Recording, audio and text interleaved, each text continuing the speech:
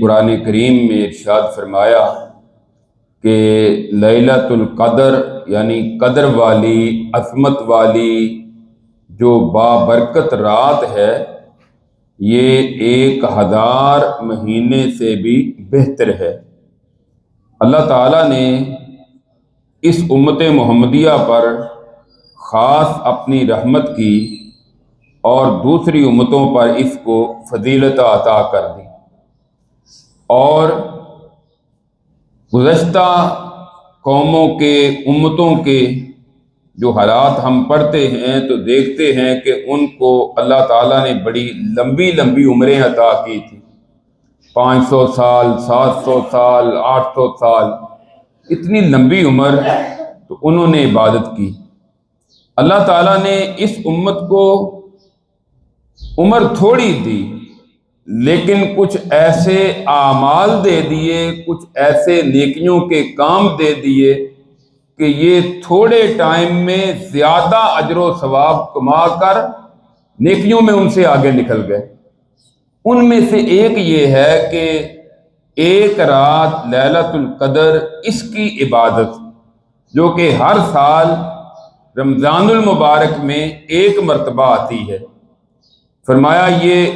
1000 مہینے سے بہتر ہے، اور 1000 مہینے کے اگر سال بنائے جائیں تو یہ 83 سال اور 4 ماہ بنتے ہیں، کہ ایک رات کی عبادت 83 سال سے بھی زیادہ فضیلت والی عظمت والی ہے، اس کے برابر نہیں بلکہ اس سے بہتر ہے۔ اب وہ رات کون سی ہے؟ تو اس کے متعلق رسول اللہ صلی اللہ علیہ وسلم نے ارشاد فرما دیا کہ تم رمضان المبارک کے آخری عشرے کی جو وتر طاق راتیں ہیں ان میں سے اس کو تلاش کرو، یعنی تمہیں رمضان المبارک مل جائے، اس کا آخری عشرہ نصیب ہو جائے تو اس کی جو طاق راتیں ہیں ان 5 میں سے کوئی ایک رات ہے۔ تو رمضان المبارک کا آخری عشرہ آج سے انشاءاللہ مغرب سے شروع ہو جائے گا، اور وہ 5 طاق راتیں، ان میں سے پہلی رات آج کی 21ویں رات ہے، اور اس کے بعد 23ویں 25ویں 27ویں 29ویں، یہ 5 راتوں میں سے کوئی ایک رات ہے جو شب قدر ہے، جس کی فضیلت قرآن کریم میں بیان ہوئی اور اس کے احکامات بھی اور حدیث میں بھی اس کی تفصیل آئی کہ ایک تو اس رات کی فضیلت کیوں ہے، اس میں قرآن نازل ہوا ہے، دوسرا یہ ہے کہ اس رات میں اہم امور کے متعلق فیصلے کیے جاتے ہیں، تیسرا ہے کہ اس رات میں حضرت جبریل علیہ السلام دیگر فرشتوں کے ہمراہ زمین پر تشریف لاتے ہیں۔ یہ اس رات کی فضیلت ہے، اس وجہ سے اس کی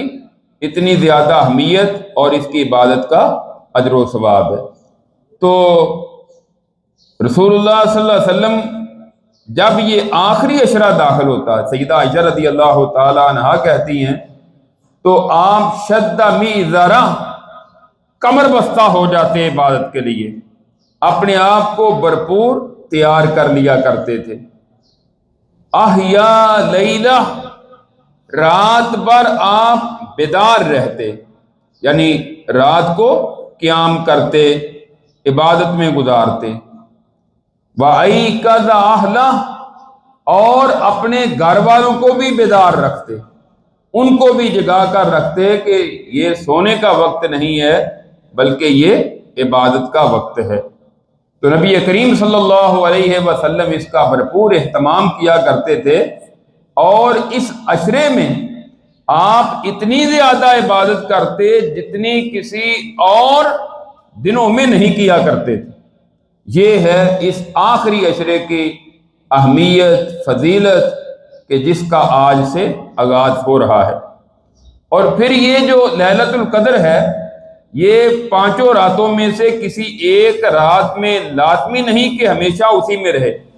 بلکہ حدیث سے ہمیں معلوم ہوتا ہے کہ یہ بدل بدل کر آتی ہے۔ نبی کریم صلی اللہ علیہ وسلم کے دور میں ایک مرتبہ 21ویں رات تھی لیلۃ القدر، ایک مرتبہ ایک صحابی کو آپ نے بتایا تھا 23ویں رات وہ لیلۃ القدر تھی، ایک مرتبہ 27ویں رات، یہ حدیث میں اس کی تفصیلات موجود ہے۔ تو لہذا ہمیں چاہیے کہ ان 5 راتوں میں عبادت کریں، اور رسول اللہ صلی اللہ علیہ وسلم ان راتوں میں یعنی آپ آخری عشرے میں جو مسجد میں اعتکاف کیا کرتے تھے، اس کا مقصد بھی یہی تھا کہ آپ بھرپور عبادت کر سکیں۔ اور آپ پہلے رمضان المبارک کے درمیان والے عشرے کا اعتکاف کرتے تھے، بعد میں آپ نے فرمایا کہ یہ لیلۃ القدر جو ہے یہ چونکہ آخری عشرے میں ہے، لہذا میں آخری عشرے میں اعتکاف کروں گا، اور صحابہ کرام کو بھی آپ نے اس کی ترغیب دی، اور وہ بھی آپ کے ساتھ آخری عشرے میں اعتکاف کیا کرتے تھے۔ اور اسی طرح آپ کی ازواج مطہرات بھی مسجد میں اعتکاف کرتی، آپ کی زندگی میں بھی اور آپ کے بعد بھی۔ تو اعتکاف نام ہے مسجد میں ٹھہر جانے کا، کہ بندہ کاروبار دنیا کے معاملات ترک کر کے مسجد میں آ جائے، اور 10 دن اعتکاف کرنا، یعنی آخری عشرے کے وہ 9 دن ہو یا 10 دن ہو، یہ مسنون عمل ہے کہ بندہ دنیا کے معاملات سے الگ تھلگ ہو کر اللہ کی عبادت کے لیے اپنے آپ کو مسجد میں روک لے۔ تو جن کو اللہ تعالیٰ موقع دے اور ان کے پاس فراغت ہو، ان کو چاہیے کہ وہ 10 دن اعتکاف کریں اور مسجد میں وہ دنیاوی معاملات سے الگ تھلگ ہو کر گزاریں۔ اگر کوئی شخص اعتکاف کے لیے وقت نہیں نکال سکتا، دنیاوی مصروفیات ہے، تو وہ اعتکاف بھی بیٹھ جائے اور ساتھ ساتھ دنیاوی کام بھی چلاتا رہے، یہ درست نہیں ہے کہ موبائل اس کے پاس ہے، سارے دنیاوی کاروبار بھی چلتا رہے اور اعتکاف بھی چلتا رہے، یہ عمل اس کے لیے درست نہیں ہے، کیونکہ دنیا سے تعلق تو ختم کرنا ہے، اور اگر پھر ساری دنیا کے ساتھ رابطہ ہے تو پھر اعتکاف کس چیز کا نام؟ لہذا اس کے پاس دوسری آپشن یہ ہے کہ وہ اعتکاف نہ بیٹھے، ساتھ ساتھ اپنے دنیاوی معاملات بھی چلائے، اور ساتھ ساتھ ان 5 راتوں میں عبادت کا بھرپور اہتمام کرے۔ تو ہمارے ہاں الحمدللہ اس کا بھرپور اہتمام ہوتا ہے کہ نماز تراویح کے لیے آتے ہیں تو تراویح پڑھنے کے بعد پھر درس ہوتا ہے کسی عالم دین کا، اور پھر اس کے بعد اپنے طور پر انفرادی طور پر قرآن کی تلاوت، دعا، اور پھر 4 نفل پڑھتے ہیں اور پھر وتر پڑھتے ہیں، اور 13 رکعت پوری ہو جاتی ہیں۔ اس کے بعد دعا ہوتی ہے اور پھر سحری ہوتی ہے۔ تو آج بھی جو رات ہے 21ویں رات انشاءاللہ نماز تراویح کے بعد ہمارے پاس ایک عظیم اسلامی اسکالر جو ہیں، مذہبی اسکالر ہے، محترم جناب مولانا عبد الوارث گل صاحب، جو کہ اللہ تعالیٰ نے ان سے دین کا بڑا کام دیا ہے، کبھی عیسائیت میں آگے تھے، اب اللہ نے ان کو اسلام عطا کیا ہے، تو اب وہ اسلام کی خدمت میں، اور بالخصوص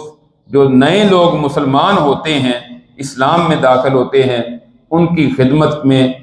ماشاءاللہ ان کا ایک وسیع کردار ہے۔ تو انشاءاللہ نماز تراویح کے فوری بعد آج ان کا بیان ہوگا، اگلی راتوں کی تفصیلات باہر فلیکس لگ جائے گا، اور اس میں باقی راتوں کا بھی شیڈول ہوگا۔ تو اس لیے نماز تراویح ہی نہیں بلکہ عشاء کی نماز با جماعت ادا کریں، اور اگر آپ چاہتے ہیں کہ پوری رات 83 سال کی عبادت کا بھی ثواب مل جائے، تو پھر رات شروع ہوتی ہے مغرب سے رات کا آغاز ہوتا ہے، اور فجر کی اذان تک یہ رات باقی رہتی ہے۔ قرآن کریم میں بھی اللہ تعالیٰ نے اس کا ذکر کیا ہے۔ تو یہ نہ ہو کہ ہماری عشاء کی نماز بھی رہ جائے اور تراویحوں کے بعد پہنچ جائیں، اپنا ٹائم ضائع نہ کریں۔ یہ ایک مرتبہ سال میں ملتا ہے موقع، اس کے بعد اگلے سال کا کسی کو کوئی پتہ نہیں کہ دوبارہ موقع ملے یا نہ ملے۔ تو اللہ تعالیٰ نے ہمیں جو موقع دیا ہے، اس رات کو گلیوں میں چلتے پھرتے، سڑکوں میں ادھر ادھر گھومتے ہوئے، بازاروں میں شاپنگ کرتے ہوئے، اور گپیں لگاتے ہوئے، فضولیات میں، اور اپنے موبائل پہ ٹائم ضائع کرتے ہوئے نہ گزاریں، بلکہ اس کو بھرپور عبادت میں گزاریں اور زیادہ سے زیادہ اس سے فائدہ اٹھائیں۔ دوسرا، آج الحمدللہ جمعہ کا دن ہے، تو جمعے میں بھی بر وقت تیاری کر کے جمعے سے پہلے، خطبہ شروع ہونے سے پہلے مسجد میں بر وقت تشریف لائیں۔